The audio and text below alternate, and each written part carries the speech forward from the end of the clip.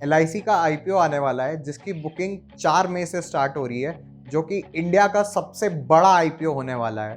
तो आज हम लोग बात कर रहे होंगे LIC के बारे में और ये भी समझ रहे होंगे कि LIC का IPO जो 2 महीने पहले आने वाला था वो पोस्टपोन क्यों किया गया और LIC ने क्या चेंजेस लाए हैं इस IPO में, वो भी हम लोग इस वीडियो के माध्यम से समझ रहे होंगे और डिफरेंट व्यू पॉइंट्स को भी कवर कर रहे होंगे कि क्या इस IPO को सब्सक्राइब करना चाहिए कि नहीं। So hello everyone, this is Arpit Garg and you are watching धंधे की भाषा, where we simplify business for you.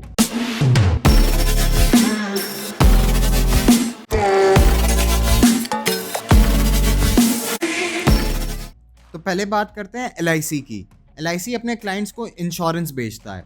LIC अपने क्लाइंट से प्रीमियम यानी कुछ पैसे लेकर उन्हें प्रॉमिस करता है फ्यूचर मॉनेटरी बेनिफिट्स के लिए। एक बार प्रीमियम कलेक्ट करने के बाद LIC उस पैसे को स्टॉक्स, गवर्नमेंट बॉन्ड और दूसरे फंड्स में डालता है।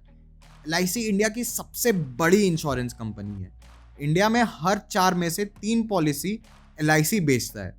LIC के टोटल 29 करोड़ पॉलिसी होल्डर्स हैं। है ना हैरान करने वाले नंबर्स। ये सब LIC अपने बड़े नेटवर्क के थ्रू करता है, जिसमें 13.5 लाख एजेंट्स LIC की पॉलिसी को बेचने में योगदान देते हैं। और शायद इसी नेटवर्क के कारण आज LIC प्राइवेट कंपटीटर्स के साथ compete करने में सफल है। LIC टोटल 40 लाख करोड़ के आसपास का फंड मैनेज करता है, जो उसे प्रीमियम्स के थ्रू मिलता है। आप जानकर हैरान हो जाएंगे कि पूरे इंडिया का बजट भी इस नंबर से कम है और ये नंबर पूरे म्यूचुअल फंड इंडस्ट्री को भी बीट करता है। LIC पूरे इंडियन स्टॉक मार्केट में 4% स्टॉक को ओन करता है और ऑलरेडी 4 लाख करोड़ के प्रॉफिट पर ट्रेड कर रहा है। तो अब ये समझते हैं, जब LIC ऑलरेडी इतना बड़ा है तो उसे IPO लाने की क्या ज़रूरत है। उससे पहले ये जानते हैं कि IPO क्या होता है। जब किसी कंपनी को पब्लिक होना होता है और कुछ परसेंट हिस्सेदारी अपनी कंपनी की पब्लिक में डिस्ट्रीब्यूट करनी होती है, तब वो IPO यानी इनिशियल पब्लिक ऑफरिंग लाती है। जनरली फ्यूचर ग्रोथ को ध्यान रखते हुए फंड रेज करने के लिए कंपनीज ऐसा करती हैं। कुछ रिपोर्ट्स की माने तो LIC के IPO आने से 1 करोड़ नए डीमैट अकाउंट्स खुलेंगे और इससे retail participation Indian share market में काफ़ी बढ़ेगा। और ये एक मुख्य कारण है LIC के IPO का, जिससे इंडियन गवर्नमेंट को काफ़ी फ़ायदा होगा। LIC 3.5% स्टेक देकर 21,000 करोड़ उठाने का एम कर रहा है, जिससे उसकी वैल्यूएशन 6 लाख करोड़ हो जाएगी। मार्च में ये IPO आने वाला था और तब ये काफ़ी अलग था। तब LIC 5% स्टेक देकर 60,000 करोड़ उठाने का एम कर रहा था, जिसकी वैल्यूएशन 12 लाख करोड़ होती। पर उस टाइम यूक्रेन रशिया वॉर और बहुत ज़्यादा क्रिटिसिज्म के बाद गवर्नमेंट ने ये डिसाइड किया कि इसे पोस्टपोन कर दिया जाए।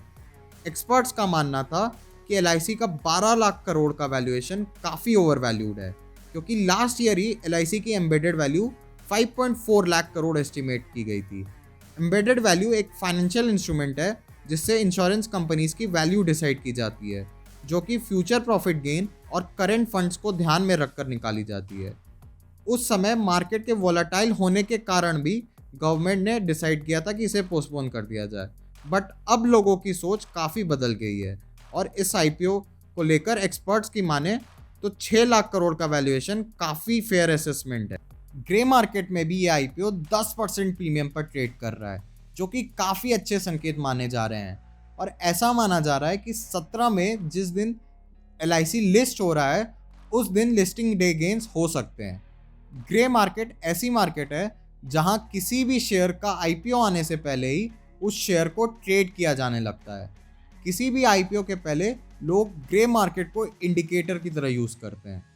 कुछ और अच्छे संकेत 2 मई को मिलते हैं, जब ये न्यूज़ आती है कि एंकर इन्वेस्टर्स का IPO ओवर सब्सक्राइब हो चुका है।